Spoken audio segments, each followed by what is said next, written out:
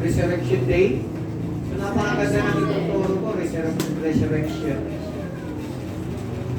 Gaano ba kahalaga sa inyo yung muling pagkabuhay ng ating Panginoon? Tayo mga Kristiyano, lagi tayong masaya. Hindi katulad ng mga iba, patay ang kanilang Diyos. Kaya nga, jackpot tayo ng Friday. Kasi patay ang Diyos nila. Pero tayo, buhay. Kaya tayo nagsasaya. Walang kalaban sa dagat. Ganun ang huwag kayong ang tawag dito, yung sasabayan, yung mga tao, pag linggo, ang dami dyan. Pero Friday kayo pumunta, wala sila. Patay ang Diyos nila.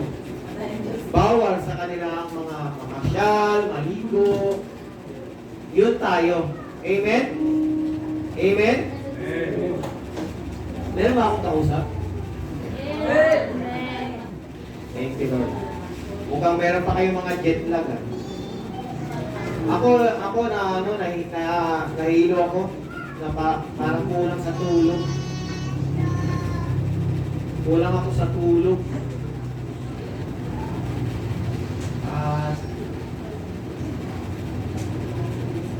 Salamat sa Panginoon. Inaantok talaga ako. Alam ng Lord niya. Pero kung makikinig kayo sa akin, hindi kayo mag-uusap-usap, sisigla ako. Pero kung kayo ayaw hindi makikinig, aantokin ako. Amen? So buksan natin ang ating mga Bible sa Galatians chapter 3 verse 13 to 14. Galatians chapter 3 verse 13 to 14. Christ redeemed us from the curse of the law by becoming a curse for us. Tignan nyo, no? For it is written, curse is everyone who is hung on a tree. Tinubos tayo ni Kristo mula sa sumpa ng kautusan nang siya ay isinumpa para sa atin. Sapagkat nasusulat, isinumpa ang bawat binibitay sa punong kahoy. Alam niyo mga kapatid, noong unang panahon, noong panahon ng Panginoong Jesucristo, kapag ikaw ay ipinako sa krus, ikaw yung tao pinakamasama. Noong araw, gano'n, tignan mo nga nung ipinako ang Panginoon, may dalawa siyang kasamang tulisan. Ganoon noon, kapag ipinako ka sa krus, ikaw yung pinakamasamang tao. Di ba ngayon, pag may nakita tayo mga tao, mga pasaway, ipako na lang sa krus yan. Nakuha nyo? Hindi nyo napapansin yun? Ito yung maganda mga kapatid. Dahil ang ating Panginoon ay talagang iniyalay niya ang kanyang buhay para sa atin. Tingnan nyo, Christ redeemed us from the curse of the law by becoming a curse for us. Dapat tayo yung tatanggap ng mga sumpa. Pero ang Panginoon, siya yung tumubos sa atin. Ang hirap kaya niya, pero ang ating Panginoon ay Diyos na mabuti. Palakpakan natin ating Panginoon. Kaya verse 14, He redeemed us in order that the blessing given to Abraham might come to the Gentiles through Christ Jesus. So that by faith we might receive the promise of the Spirit. Yan. Ginawa ito ni Kristo upang ang mga pagpapalang ipinangako ng Diyos kay Abraham ay manghamtan ng mga hintil. Yung sinasabi ko sa iyo, kuya, noong Miyerkules, hintil tayo, hindi tayo mga Hudyo. Gentiles. Subalit, napakabuti ng Panginoon. Ang sabi niya dyan, sa pamamagitan ng pananalig ay matanggap natin ang Espiritong ipinangako ng Diyos. Napakabuti ng ating Panginoon. Let's bow our head. Heavenly Father, we thank you, Lord God. for this wonderful day. Ikaw ang Diyos na aming sinasambay, Diyos na buhay, Diyos ng pagpapala, Diyos ng kaayusan, Diyos ng kaaliwan, Diyos ng kagalakan. Salamat, Panginoon. Kami, Panginoon, ay tatanggap sana ng sumpa, subalit ito ay tinako mo ng Panginoon. Upang kami ay matubos, mapalaya, at magkaroon ng buhay na ganap. Salamat po, Panginoon, na itong linggong ito inaalala namin, Panginoon, na ikaw ay namatay at muling nabuhay para kami ay magkaroon ng buhay na ganap. Purihin ka, O Diyos, pakilahin ka, Panginoon. Pagpalaan niyo po ang inyong mga salita namin binasa. At itago niyo ang inyong abang lingkod sa pangalan ni Jesus. Amen and amen. Ang ganda ng topic natin ngayon. Sabi dito sa Acts chapter 5 verse 30. Ano ba? The God of our ancestor raised Jesus from the dead after you killed him by hanging him on a cross. Tayo yung pumatay. Noon, hindi pa tayo mga born again. Tayo ang napapako sa krus sa ating Panginoon. Yan o, yung ating mga ninuno.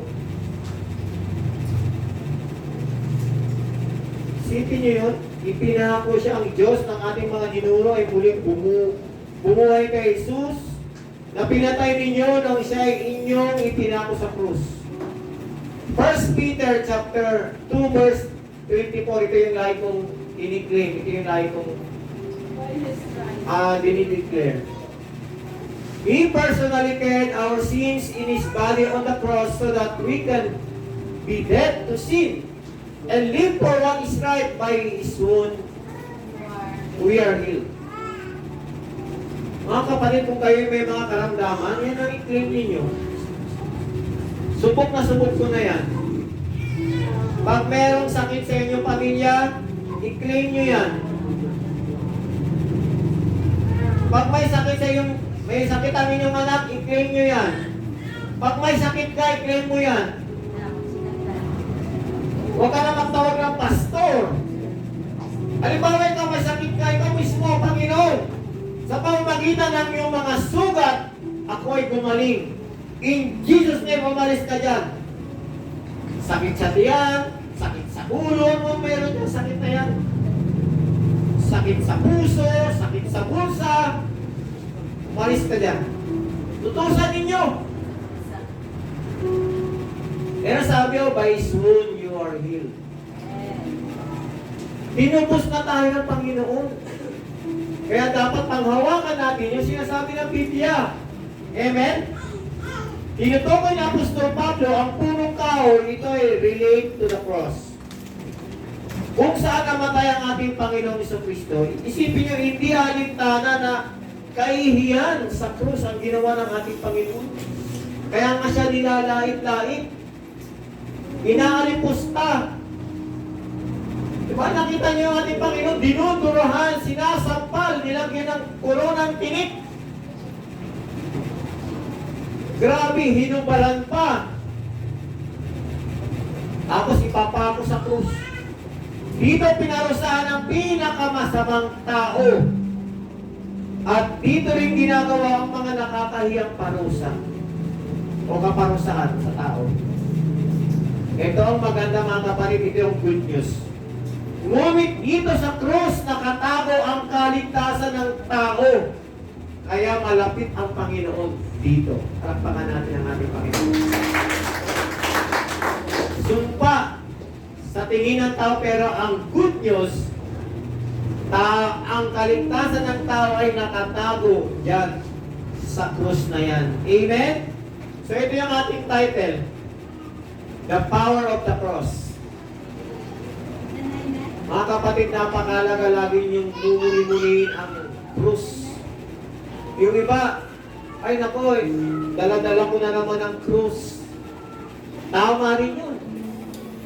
Pasan na pasan ko ang krus. Tama yun, pero ito yung maganda kapag tinitignan mo yung krus na.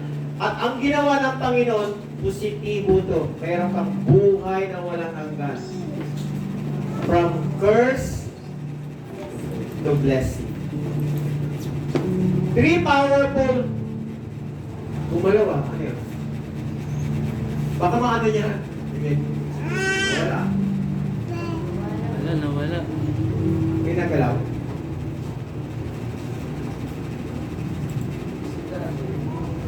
Yan. 3 powerful effects of the death of Christ on the cross. Meron 3. Unang-una ito po. Redeeming power. Sabi niya sa verse 13, Christ redeemed us from the curse to the law of the law by becoming a curse for us. Merong redeeming power. Merong pagtubos. Tinubos tayo ni Kristo mula sa sumpa ng kautusan. Kapag narinig niyo yung tinubos o redeem, anong naaalala niyo? Mga kapatid. Tatanong ako dito to, magagalit yung mga kabataan. Kapag narinig yung word na redeem o tinubos, anong ibig sabihin?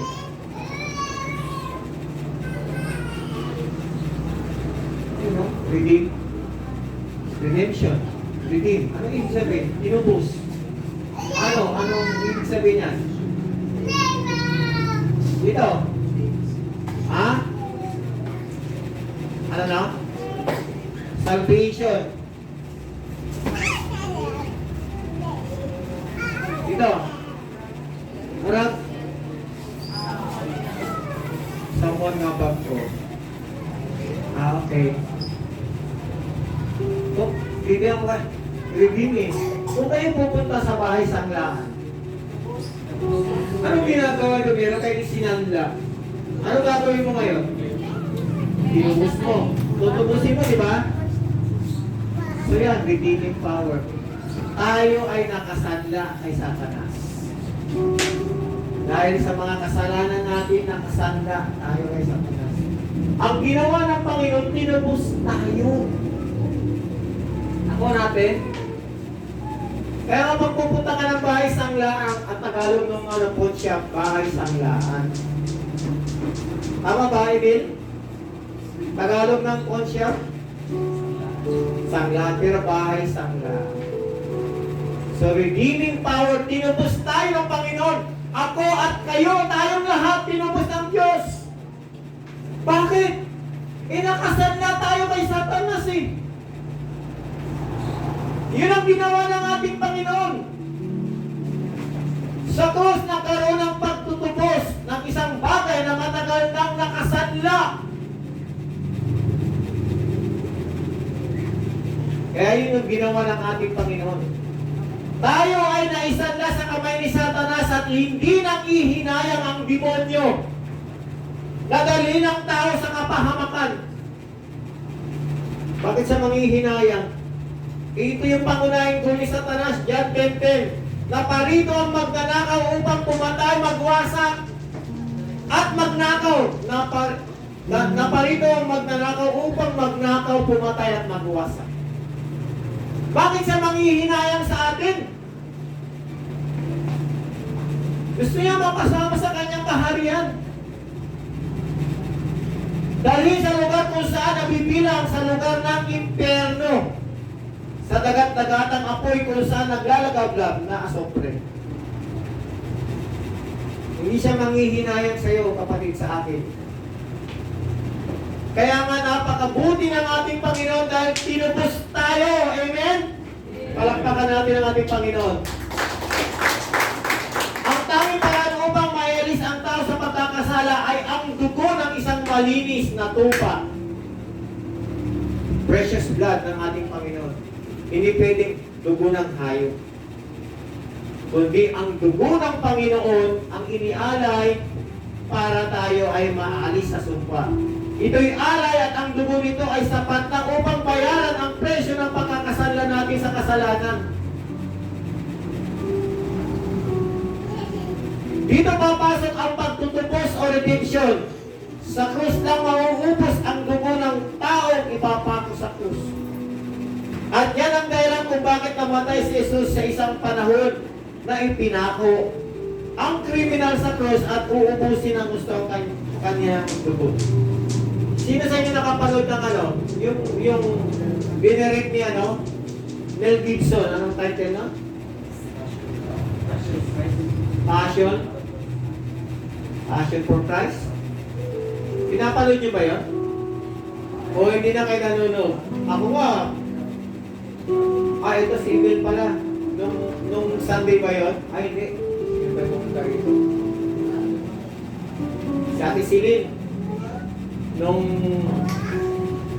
Huwebes ng gabi, pumunta rito. Nanonood kami ni Pastora ng Moses. Dahil kung inuulit-ulit, kahit na alam ko na inuulit ko dahil maganda yung istorya. Sa katigasan ng ulo ng mga Israelita, pati si Moses, napahamak. Ayun ang gusto mong ano eh. Palabas eh. Gusto ko yun. Nung ipinako ang ating Panginoon sa krus, ano ba, di ba? Dugo. Ang dami ng dugo eh. Tapos hindi pa nakontento yung ano, yung isang kawal, tinusok dito sa tadyang. Sabi ng Biblia, tinusok dito. Anong lumabas? Magkahalong tubig at dugo. Pero meron akong mga nakausap na ano, sabi ng mga doktor, sa medical term, di ba tayo kung yun daw paglabas ng tubig, wala na talaga. Last na yun, yung tubig na bumulwak. Kasi nga, ubus na yung dugo.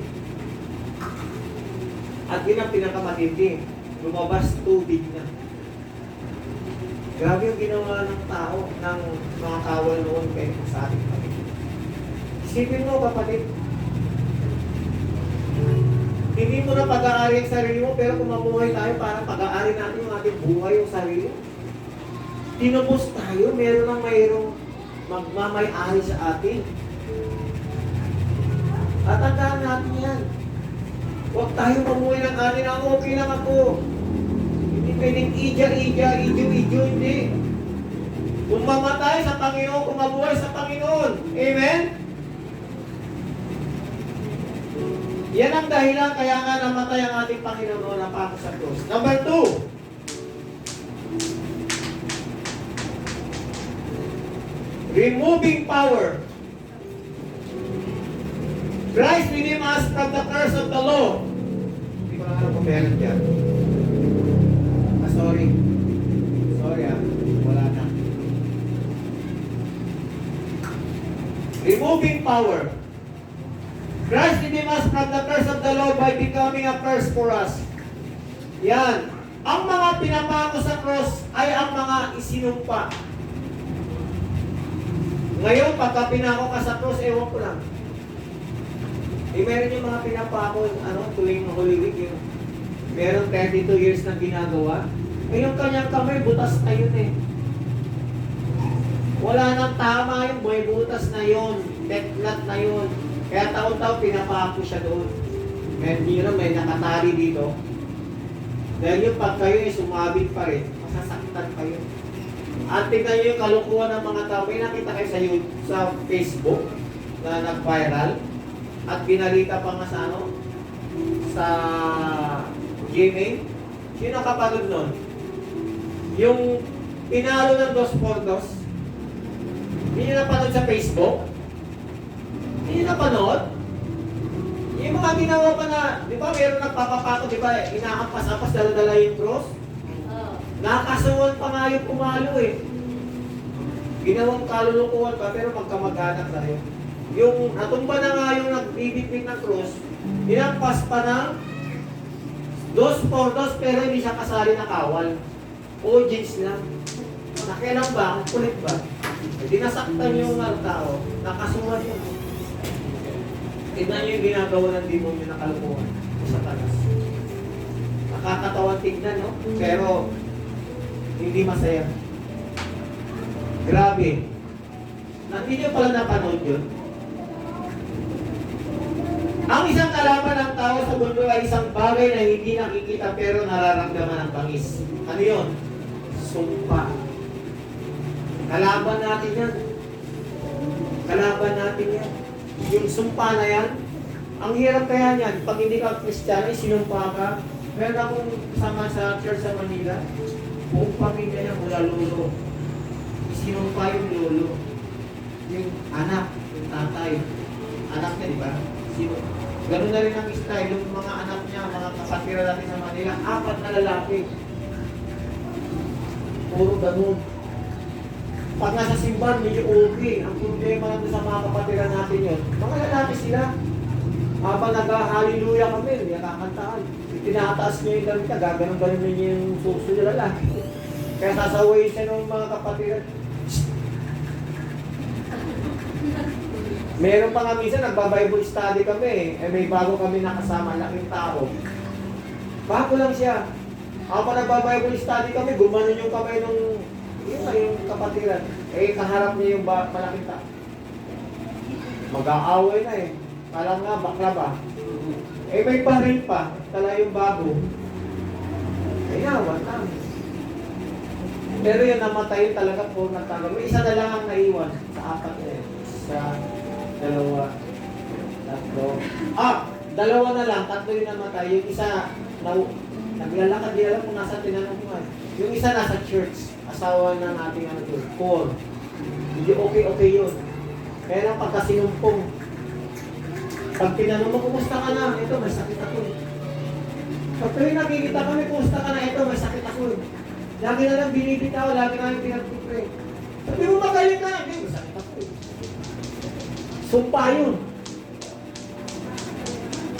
Ang makakaalis lang doon, ang dugo ng ating Panginoon, yung pananalig mo sa Diyos, kulang ng pananalig. Nakuha niyo, yung sinasabi ni Kuya Melboy, na 2 Corinthians 5:17, if anyone is in Christ, he is now a new creation. The old has gone, the new has come. Tinubos na tayo, nakipag-isa tayo sa Panginoon, bago na tayo. Hindi mo sasabihin, masakit ako eh.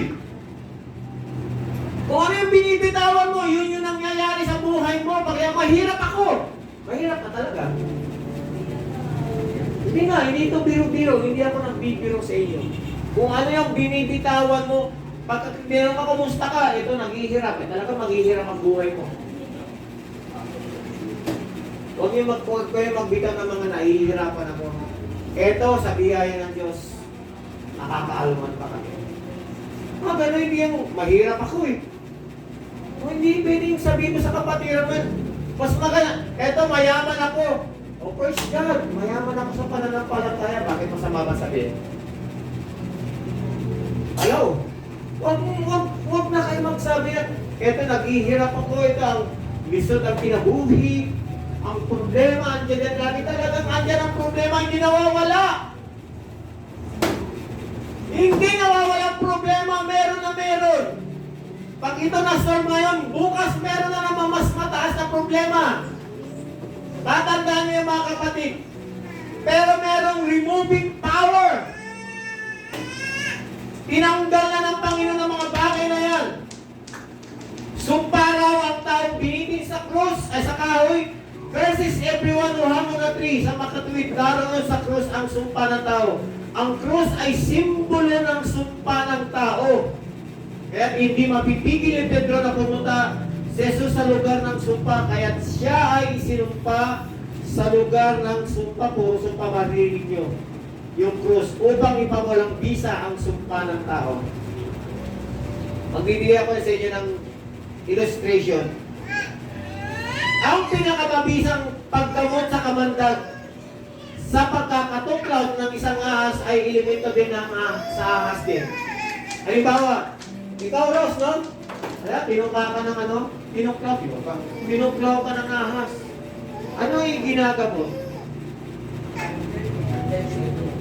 Anti-venom. Saan galing yung venom? Sa ahas, di ba? Ganun yun. Hindi yung mga magpo-antibiotic. Yung pagkatuklaw sa'yo, doon din kinuha sa ahas yung venom. Yun yung i-inject sa'yo sa hospital para ikaw ay mawala yung visa ng kamandag. Nakuha natin? Muli, kaya't siya ay sinumpa sa lugar ng sumpa sa krus upang ipawalang bisa ang sumpa ng tao. Ito na mga kapatid, makinig kayo, naging sumpa siya, si Kristo, si Jesus, upang alisin ang sumpa mo sa krus. Nakuha niyo? Nakukuha niyo yung kwento? Isinumpa ang Panginoon sa krus para alisin ang sumpa ng tao. Merong removing power verb. Juliet, may removing power. Una, redeem. Redeeming power. May removing.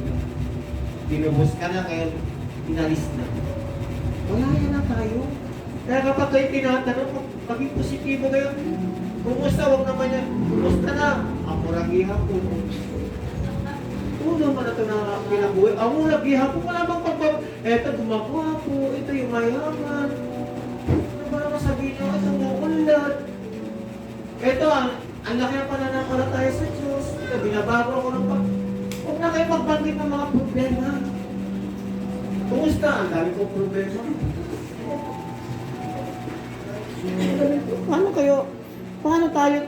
Paano natin mapapasaya ang Diyos kung lagi na lang sinasabi natin dahil problema?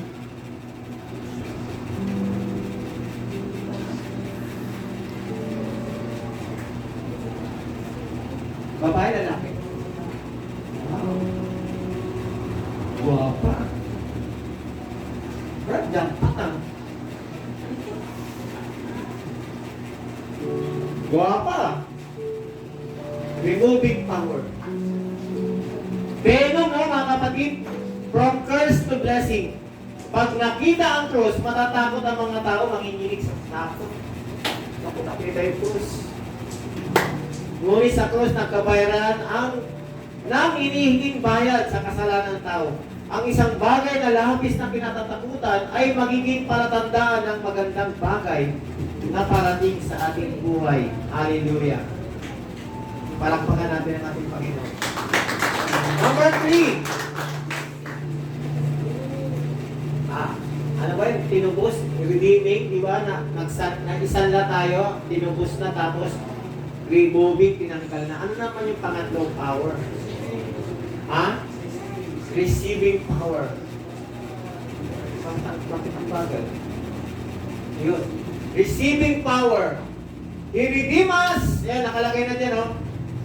He redeemed us in order that the blessing given to Abraham might come to the Gentiles through Christ Jesus. So that by faith we might receive the promise of the Spirit. Ang ganda. Receiving. Tatanggapin na, kaya nga pag kayo ay nagkasakit, tinanggap nyo na yung pangako ng Panginoon. Lord, by the stripe of Jesus, I am healed. Tanggapin nyo yun. Tanggapin nyo lagi yun sa i-claim yun. Huwag na masang takbo ka ng hospital. Oo. Pag hindi maganda yung pakiramdam nyo, sige, magpacheck ka. Pero sinord mo lang uunahin ninyo, ha? Para pagdating doon, ayos ang lahat. Hindi yung nakalimutan sila. Takbo agad ng hospital. Sayang yung pera. Ako, wala akong pambayad. Wala akong pambayad na. Sabi ko, Lord, itong mata ko pupunta ko doon, papa-opera. Sabi naman doktor, ready mo nga yung MDR mo, abuti na lang yung MDR. Ang ginawa ko, Lord, hindi ko papa-opera, masisira yung mata ko. So, sabi ng doktor, ready ka na, o doon ito yung MDR ko. Matuwa si doktor, laki ng ngiti. Makakapera na eh. Tapos ready ka na. Ay, hindi na daw, hindi na ako magpapa-opera. Bakit? Sabi ko, hindi na, masisira yung mata. Ano ba trabaho mo? Eh, tinanong ko pa. Ay, Dok, pastor ko ako. Pastor ka pala? Oo, agad ka na. Dok, anong gagawin ko, Dok? Ano ba inaakbayan yung doktor na? Anong gagawin ko, Dok? Dahil hindi umubra yung binigay sa akin appointment sa linggo. Ano ba sabi na? Pastor, i-hot compress mo.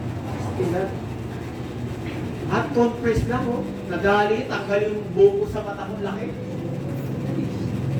Sinasabi, wisdom yan. Itong pina-opera ko to, tinanggal yung ganito kalaki, nabukol. Di kumita yung doktor, sira pa yung mata ko. Pa natin? Ganun lang, sa Lord muna tayo lumapit. Magbibigay sa sayo ng wisdom. Sayang yung pera. Kumikita ang doktor, sisira.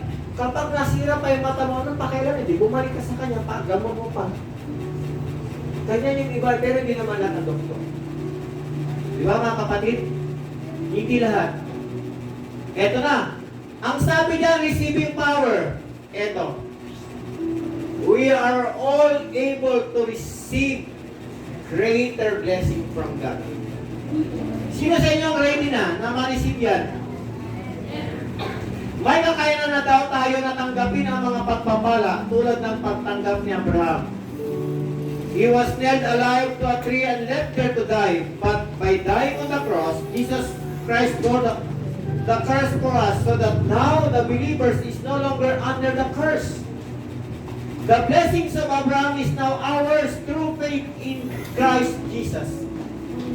Sa pamamagitan ng pananampalataya, mga kapatid, Genesis 12:1-4. Ayan o, pakibasa. Sinabi ni Yahweh kay Abraham, pakibasa.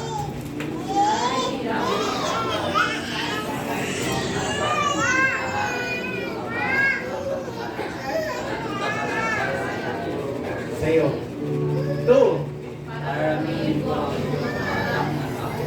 Gagawin ko silang malapit na sa kapalain kita. Gagawin kita na nila. Iyong mga tawag ng pagpapalat marami. Ang sa iyo ay magpapala ay aking pagpapalan. At ang sa iyo ay magpapala ay aking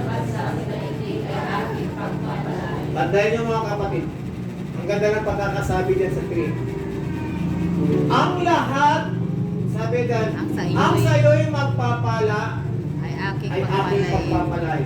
At At ang sa'yo'y sumumpa ay aking susumpain. Huwag kayong manunod, huwag kayong susumpa. Huwag niyong itutunglo yung mga kapwa niyo mga born again. Kahit hindi born again, kahit unbelievers, huwag niyong susumpain. Ang sabi niyan, ang sino man magpala sa'yo, pagpapalay ko kay ikaw, Choy. Pag sinabi mo, Lord, bless Choy. The best. Bless. Pero kung ikaw ay nagagalit, ay mamatay ka na sana, ikaw ang maunang mamamatay. Hindi ako nagbibiro. Meron kami kasama na pastor. Pero chairman namin siya. May daga siyempre. Sa dami na lang nagtunglo sa kanya, sila na yung namatay na una. Kaya nagbibiro na siya ngayon. O sino sa inyo yung pang-14 na magtunglo sa akin? Baka sumunod na. Huwag kayong magsusumpa ng tao. May utos kay Abraham at ang kaakibat na pagpapala sa kanyang pagsunod, ito po yun. Sumunod nga si Abraham sa utos ni Yahweh dahil yun ang plano ng Diyos kanya. Pagpapala, mga kapatid, matatanggap yung ang pagpapala ng Diyos. Pero bitawan nyo na yung mga pag meron sa inyo mga negatibo, tanggalin nyo na yan. Pagka tinanong kayo, sabi nyo, mayaman ako!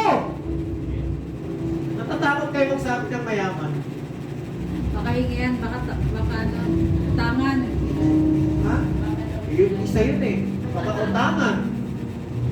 Ako may nagsabi sa akin, kumusta ka na pastor? Buti nga. Hindi nyo na nakilala. Kilala nyo si Ricky Lynn? Si Ricky Lynn. Sa Bitawagan? Si Mildred, kilala na. Yung aking palangga? Si Ricky Lynn? Yung lovable lips, yung malaking lips. Naku, paborito ko yung malim. Nung malim pa lang yun, gusto ko yun. Pinicturean ko nga, nilagay ko nga sa screen. Tapos sa harap ng aking cellphone. Wallpaper. Wallpaper siya yung doon. Dahil nagustuhan ko yung kanyang labi, laki. Parang si Angelina Jolie. Kapalang labi. Eh malaki na ngayon, ilang taon na yun ngayon? 16, 18? 15? Oh, lalong lumaki yung labi at ganun ka. Kakaiba. Baka po nakita nun, hindi yung mabuhay. Hindi yung masaya pag hindi ako nakita doon sa Bitawgan. Kaya nang pagdating niya doon sa Pirans, tago-tago ko sabi. Tago ko. Eh nakita ko, lalapit at lalapit yun. Buti na lang, hindi ako tinanong. Lagi nagtatanong yun eh, okay ka lang, pastor? Tapos, yes, pastor. Pagka sinabi, okay ka lang, pastor, alam ko na may gusto ito eh. Tangayo, yes, pastor. Bibigyan ko na yan. Sabi, yayakap na yan. Natutuwa ko sa bata niyo, mauutusan niyo kahit sa niyo iutos gusto nun. Kunin daw niya. Gusto ko nga kunin dito yun eh. Ayaw daw eh.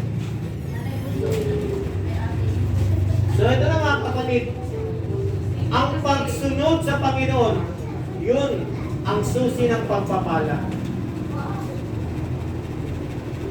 Panghawakan nyo yung mga sinasabi ng Diyos, yung mga salita niya. Panghawakan ninyo. Kaya nga hindi nyo na-experience yung kasaganaan. Dahil hindi nyo pinangahawakan ang sinasabi ng salita ng Diyos. Nagda-doubt kayo, magpapalain ba ako ng Diyos? Payayamanin ba ako ng Diyos? Mga bagay na mga negatibo, itinubos na tayo. Inalis niya na yung mga sumpa sa atin. Ngayon, tatanggapin na lang natin, nagninegatibo pa tayo. Ano mangyayari sa atin yan? Hindi tayo uunlad, hindi tayo yayaman, hindi tayo lalago, hindi tayo magagamit ng Diyos mightily dahil sarado ang ating isipan. Hello? Hindi ito pagalingan mga kapatid at hindi ito pagandaan, pagwapuan ng mukha dito sa itaas. Kundi ang Espiritu Santo ang magkano sa atin. Magtuturo. Kapag sumunod tayo, andyan lagi ang blessing. Tinuro yung Brad ni Benny. Seeking first, di ba? Ay, ito. Ang pagsunod sa Panginoon ay susi ng pagpapala. Kaya ginawa niya Brad. Hindi niya sinabi, Lord, ba't ako pupunta doon? Wala akong kamag-anak, wala akong katira. Sabi niya, pumunta ka doon sa hindi mo bayan na wala akong kilala. O di sumunod. Anong pangako ng Panginoon? Ang sino mang magpala sa iyo, pagpapalain ko. At ang sino mang sumumpa sa iyo, susumpay ko siya. Mga kapatid, kung tayo ay magbibitaw ng salita, puro pagpapala. Ha? Kung kayo magbibitaw ng sumpa, yung bang galit ka, sana maghirap ka. Ay sana mag-isip ka. Alam niyo may kapangyarihan, may ganyan eh. Naglalakad dahil sana mag-isip ka. Mag-isip ka na yung tao, may power yan. Hindi, totoo yan. Kaya tayo mga Kristiyano din, tama yun, tinuro ni Kuya Melboy. Yung lips. Nabagay ko ito yung lababo lips. Yung lips ba? Ingatan natin yung ating mga labi. Dapat ang lumalabas diyan may power ng kabutihan. Yung mga magaganda, huwag negatibo. Dahil kapag binitaw mo yan sa kapwa mo, kawawa naman. Pero tatandaan niyo ito, sinasabi ko totoo ito. Kapag ikaw ay malalim, maayos ang relasyon mo sa Panginoon, kahit sumpahin ka ng Sino? wala nang ginagawa mo, kahit sumpahin ka, hindi tatagal. Sino si Balaan? Si Balaan. Balaam. Sabi niyong hayang, sumpahin mo yung mga Israelita. Dumadami sila. Sabi nung hindi ko gagawin niya kung ano yung inuutos ng Diyos, sila ang gagawin ko. At sila ay pinagpala ng Diyos. Hindi ko sila susumpahin. Tingnan mo. Ibibigay ko ang aking kaharian. Ibibigay mo na ang lahat ng sayo. Hindi kita susundin. Kung ano sinabi ng Diyos, doon lang ako. Kaya mga kapatid, huwag kayo magsusumpa ng kapwa nyo. Babalik sa inyo lahat yan. Tignan niyo yung kamay natin. Turo ka ng turo. So sinusumpa mo, halimbawa. Ayan, dahil bumabalik sa'yo. Kaya huwag kayong manunod pa. Kung gagawin nyo na lang ganito. Joke lang. Tinubos tayo ng ating Panginoon at kailangan maayos ang ating gagawin. Amen? Pero pala yung ating Rose. Okay. Tumayo tayong lahat, mga kapatid.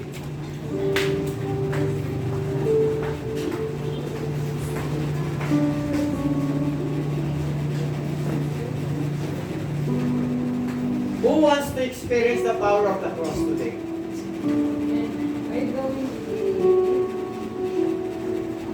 Sino sa inyo yung gusto ng prayer?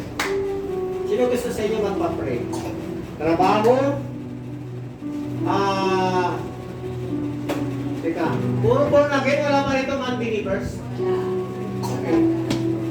Trabaho, healing, restoration, provision, work, promotion, o etc.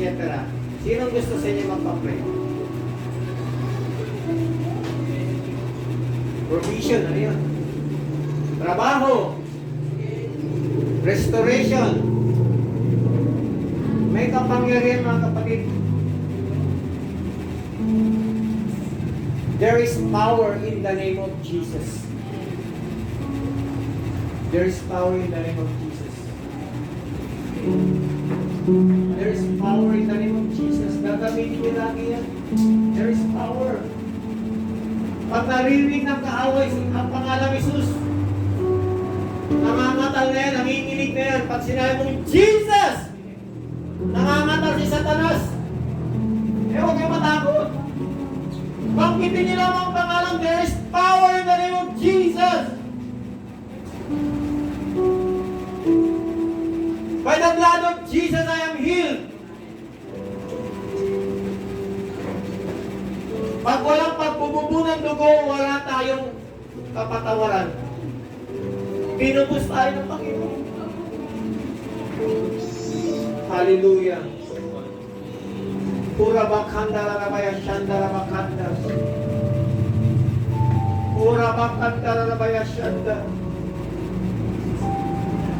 Pura bakanda rabaya shanda. There is power in the name of Jesus. Father God, kayo po ang nakakaalam ng kalagayan ng mag-asawang ito.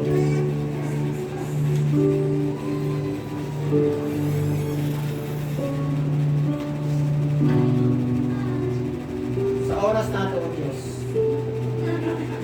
hinihiling ko po sa pamagitan ng iyong kapangyarihan,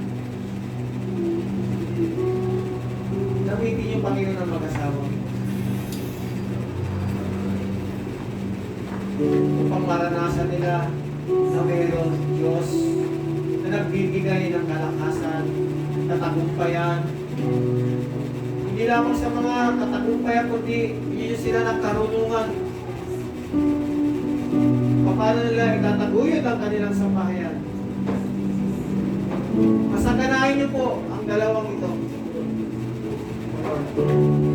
Palitan niyo ang kanilang puso ng pusong mamon. Pusong handang maglingkod sa inyo. Sino ng bagong espiritu na laging nagagalak. Espiritu na talagang handang magpagamit sa inyo, Panginoon. Dahil maliban sa inyo, wala kami magagawa. O Lord God, sila'y tinumbos mo, Panginoon, kaya sila'y pag-aari mo na. I-bless mo sila. Nawa pamulat sila sa katotohanan ng Diyos namin ay Diyos ng nagliligtas. Na hindi nila titignan ang kanilang kalagayan, kundi ang titignan nila ang Panginoong Isus. Na kaya magpalago, magpayaman, magpaunlad ng buhay ng tao. At hindi nila titignan ang kanilang abilidad, kundi ang Panginoon. Dahil maliban sa inyo, Panginoon, wala silang magagawa. Maliban sa iyo, wala kaming magagawa, Lord. At walang mahirap na bagay sa iyo, Panginoon. Kaya kung anong hinihiling ng dalawang ito, Diyos, Tugunin niyo, Panginoon. Tugunin niyo, Panginoon, upang maranasan nila. Upang maranasan nila ang inilalaan mong pagpapala sa kanila. Na hindi ambon, kundi masaganang pagpapala ang ibibigay mo po, Panginoon. Thank you, Lord, in the name of Jesus. In the name of Jesus. Please this couple, Lord. Thank you, Lord. Thank you, Lord. Ama namin makapangyarihan sa lahat, inang pagtatapos po namin. Ikaw ang aming dinadakila. Ikaw ang aming tinataas. Ibuhos niyo ang inyong masaganang pagpapala sa bawat isa. Dalayan, Panginoon, ng iba yung pag-iingat sa bawat isa. Salamat po, Diyos, let your light shine upon us. Na magliwanag, magnining ang buhay namin. Salamat po, Diyos, na kami ay tinuri mo ng mga anak, Panginoon. Kaya may kailangan kami tumawag sa inyo ng Aba, Papa Father. Thank you, Lord. Pagpalain niyo po ang bawat isa, Panginoon. At ingatan niyo ang bawat isa. Kung sino man may karamdaman, Panginoon, sa pamamagitan ng iyong mga sugat, kami ay bumalik na, Panginoon. Kiniklaim na po namin ang paggalingan niya sa pangalan ni Jesus. Maraming salamat po, Diyos. Binabalik po namin ang lahat sa matamis na pangalan ni Jesus. Amen and amen. Palakpakan natin ang ating Panginoon. Magandang umaga po sa inyong lahat at magpalay po tayo ng Panginoon. God bless, mga kapatid.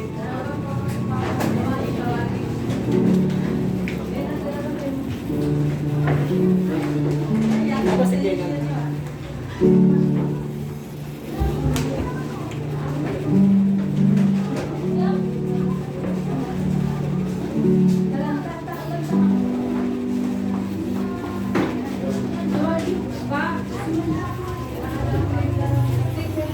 Kailan ang ano niyan?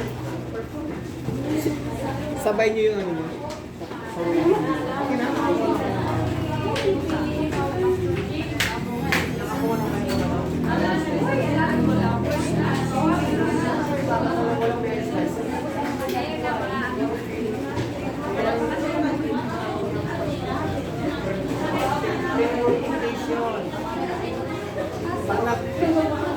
Kailan ba kasi pwede pa kayo? Pera? Pwede pa. Kung mag-a-apply kayo bukas. Mag-a-apply kayo sa LCR. Makukuha nyo yan ng ano? 12. Kung sasabihin naman nila, ma'am, kung mag-a-apply kami ng marriage license, meron tayo makuha. Pag sinabi nila 12, meron na. Pwede na kayo ang kadi. Sa 12, pwede kayo kasal. 20, 14, ano ba kayo? 18 pa? Ha? Ay, hindi pa pala matagal. Gumawa na kayo. Kala ko, April. Kala ko. Kaya nag-usap tayo, no? Baka hindi umabot. Hindi pa pala. Gumawa na kayo. 4 na buwan ang expiration. Gumawa na kayo. Ang requirements ay siya. Sino ba?